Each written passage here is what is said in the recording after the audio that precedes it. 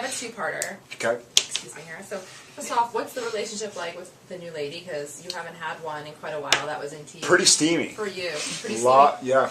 We read 50 Shades of Grey to each other. And, no, I'm just teasing. Are you petitioning for Christian Grey right now? I'm certainly not. I actually haven't even read it.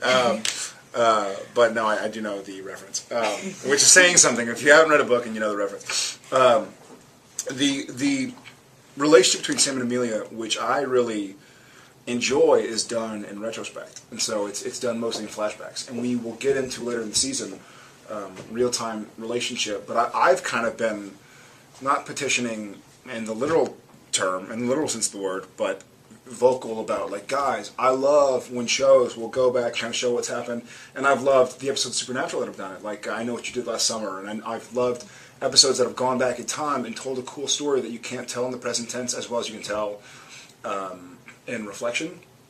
And so we see a lot of Sam and Amelia, is the character's name, in flashbacks, which is nice because we also see Dean and what he kind of did in his flashbacks. And so they're a nice kind of very opposite sides of the coin, where one guy is happy and content and living a, quote, supernatural Winchester normal life, and the other is in purgatory, fighting for his life. So we see Sam and Amelia kind of develop this relationship. They're both misfits. They've both gone through a loss, and they're both not outcasts so much, but they're brought together by a bizarre set of extenuating circumstances. And they find each other's arms and each other's minds and say, this is good, what we've got. Why give horse in the mouth? Let's just kind of go with it. And so we see glimpses of it. And at first, maybe I become like a fangirl of the show, but I was like, a girl for Sam? Like, what's he doing? But as I kind of learned about the relationship, I was so happy to explore that role and that character. And Sam, from the get, has been hoping to kind of reinvent himself as the person that he always thought he was, which is kind of a backwards speak.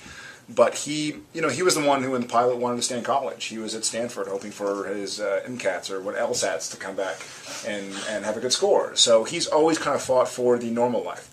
And he's always fought for kind of the relationship. Not always to his credit, because he's taken some wrong turns. But I got married, so it's fine. Sorry, tangent. But we basically find out in retrospect what's happened. So as the show opens, the relationship's in the past, but it's still on Sam's mind. So part two then, transitioning from that, I mean, how willing is he to just jump right back into the old life after a year of having... Oh. Yeah, not willing. So not to interrupt, but I feel like he's not willing. He, once again, has... I think Sam in this season is different than Sam in other seasons where Dean was either in hell or where Sam was in hell, or... Usually when they've been split up, there's been sort of the impetus of, like, well, my brother's in trouble. I've got to save him. I've got to help him. He's got to help me. He's going to save me. But here, Sam is like, you know what? I was in a room. Dick Roman vanished, and Castiel vanished. Kevin Tran is gone. I have no Bobby. I have no Misha. I have no nothing. I'm going to take off the hunter garb and just live a normal life because I have nothing tying me back. There's no Joe. There's no Harvell's Roadhouse. There's nothing. There's absolutely nothing holding Sam back from a normal life. So he really commits to it. And so when it all comes crashing back down, it's like a brutal reminder yet again of who he kind of has been and is possibly meant to be. He isn't so happy about it. I mean, he's been living a pretty good, contented life for a while, catching flies out of the air. Like Breaking Bad on Netflix, like everything. Did it all. Did it all. Sons of Anarchy, God rest his soul. Seriously. Bizarre. Tangent. So then piggybacking off that, how is his relationship? Because he's sort of kicking and screaming, not wanting to go back in the old life. Mm-hmm. But how does that affect his relationship with Dean too? Is there resentment on Dean? That Sam was able to do that normal life that Dean tried but couldn't feel normalized. I think Sam, in a weird way, Sam is Sam's kind of the adult in this reconciliation. Where he's like, look, I found my own thing. I love you. You're my brother. I'm so happy you're back, and I'm going to help you now, but I want out. I want out. I love you. It's great. I'm grateful that you've saved my life many times, and vice versa. But it's not that I don't need you, but I don't need you. And I know that now. No hard feelings. And so Sam is kind of at a place where he wants to move on to something different. And not to any discredit of Dean, or not that it belittles their relationship or his feelings for his brother or his past with his brother. But I think Dean resents Sam more because, like I touched on earlier, Sam was living a good, kosher life down in Kermit, Texas, with a girl that he fell in love with and a dog, and Dean was fighting for his life. And so Sam doesn't resent that Dean wasn't helping out because Sam didn't need help at the time when Dean needed help for that year. And so Sam is saying, listen, let bygones be bygones. I'll help you out. When this is done, I'm out. For real, I've experienced life without hunting at all. Even when he was in college, he still had that looming over his head. Dad's out there, Dean's out there, there are hunters out there. But this is the first time we've seen Sam actually have no anchor holding him back to the hunting life. And so when he experiences that, he wants to move on. And so when they reconcile, or actually just reconvene, I guess is probably a more accurate term, Dean is going, dude, I never stopped. I mean, I know I vanished, but I kept hunting, and I kept trying to find you and help you. Like, what did you do? And Sam's like, well, I did only thing I could do. I didn't have anybody to call. I didn't have any phones. I just tried to live a life. And so there are no hard feelings on Sam's part, but there's certainly a bit of it's a bone of contention for Dean. Since Dean's going to be coming back with all of these issues and dealing with what's essentially PTSD and all of that, what is Sam's reaction to Dean specifically going to be? No, I think his reaction is Sam certainly can't make light or belittle what Dean's going through, and he gets it, and he understands that what Dean feels is very real, and what he went through is very real.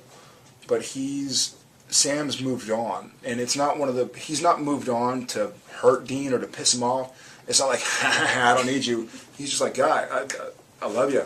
It's great. I'm glad we spent a lot of great years together. You saved me, I saved you. We went through some hard times together, but it's not me anymore. Like, it's just purely not. And I know because unlike high school, unlike college, unlike Jess, unlike Ruby, it's not that I was searching for something and avoiding what was going on. There was nothing else going on. So I found out who I was without Bobby calling, without Samuel Campbell around the corner and the cousins. I mean, there was nobody. They were all gone and dead.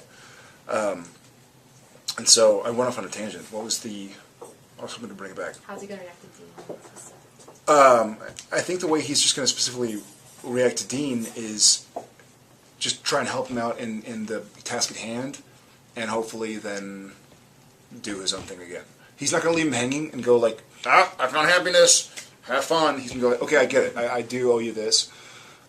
You've certainly done for me a lot more than anybody else has, and vice versa, but you've earned this, so I'll help. And this also, we both believe that we're onto something that will end our hunting careers forever. So Sam's like, you know what? Perfect, because I know what it's like to not have an anchor into the hunting aspect of life, so I would love to actually not have a need for that hunting aspect of life. And if this can solve that, then I'm in. Can we just go back for a second? You mentioned that Amelia's in flashbacks. Does that mean when he goes back on the road with Dean, he's not trying to keep the relationship going? When we start, Sam's in a state of flux a little bit, and he's essentially, without trying to give away too much, most of what we see in Amelia, at least in the first third of the season, is in flashback. We will see her in the present tense, and Sam certainly hasn't written her off. Like I said, Sam didn't.